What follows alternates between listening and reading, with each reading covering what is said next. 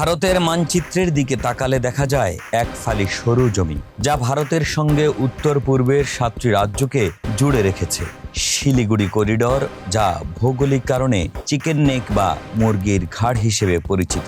22 kilometre চওড়ায় এই সরু ভূখণ্ডটি ভারতের সার্বভৌমত্বের জন্য অত্যন্ত স্পর্শকাতর। এই চিকেন নেক বা শিলিগুড়ি করিডর যদি কোনোভাবে অবরুদ্ধ হয়, তবে বিচ্ছিন্ন হয়ে পড়তে পারে দেশের এক বিশাল অংশ।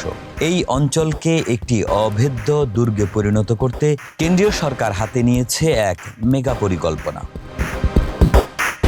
21 আগস্ট কেন্দ্রীয় স্বরাষ্ট্রমন্ত্রী অমিত শাহ শিলিগুড়ি সফরে এসে ঘোষণা করেছেন বিশেষ নিরাপত্তা গ্রিড এর কথা। কেন্দ্রীয় স্বরাষ্ট্রমন্ত্রী অমিত শাহ বলেন, শিলিগুড়ি করিডোর সুরক্ষিত রাখতে সব ধরনের ব্যবস্থা করা হচ্ছে। শুধু সীমান্ত নিরাপত্তা নয়, প্রশাসনিক পরিকাঠামো থেকে দিল্লির সঙ্গে দ্রুত রেল যোগাযোগ, শিলিগুড়িকে ঘিরে একাধিক পরিকল্পনার কথাও জানান তিনি।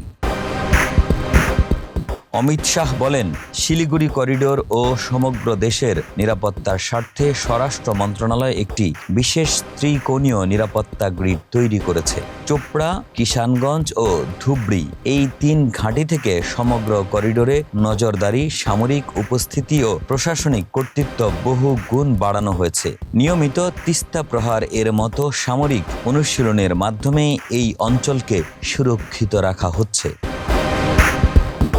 তিনি বলেন, শিলিগুড়ি করিডোরকে শক্তিশালী করতে দীর্ঘদিন ধরে কেন্দ্রীয় সংস্থাগুলোর প্রায় 560 একর জমির প্রয়োজন ছিল।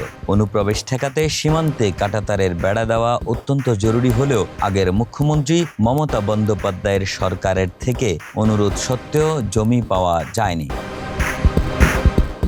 নতুন মুখ্যমন্ত্রী শুভেন্দু অধিকারী দায়িত্ব নেওয়ার পরেই জাতীয় নিরাপত্তাকে অগ্রাধিকার দিয়েছেন। রাজ্য সরকার গঠনের মাত্র 45 দিনের মধ্যে বিএসএফ ও এসএসবির জমিজট কাটিয়ে 1129 একর জমি হস্তান্তর করা হয়েছে।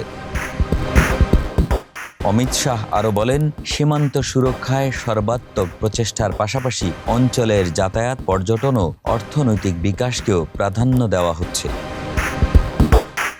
একই সঙ্গে অমৃত ভারত স্টেশন প্রকল্পের মাধ্যমে শিলিগুড়ি ও জলপাইগুড়ি স্টেশনকে বিশ্বমানের স্টেশনে রূপান্তর করা হচ্ছে। সবচেয়ে উল্লেখযোগ্য বিষয় হল 2026-27 অর্থ বছরের বাজেটে ঘোষিত Delhi Siliguri high speed rail corridor চালুর মাধ্যমে আগামী 2-3 বছরের মধ্যে দিল্লি থেকে মাত্র কয়েক ঘন্টার মধ্যে শিলিগুড়ি পৌঁছানো সম্ভব হবে। এমনটাই প্রত্যাশা করেন ভারতের কেন্দ্রীয় স্বরাষ্ট্রমন্ত্রী অমিত শাহ।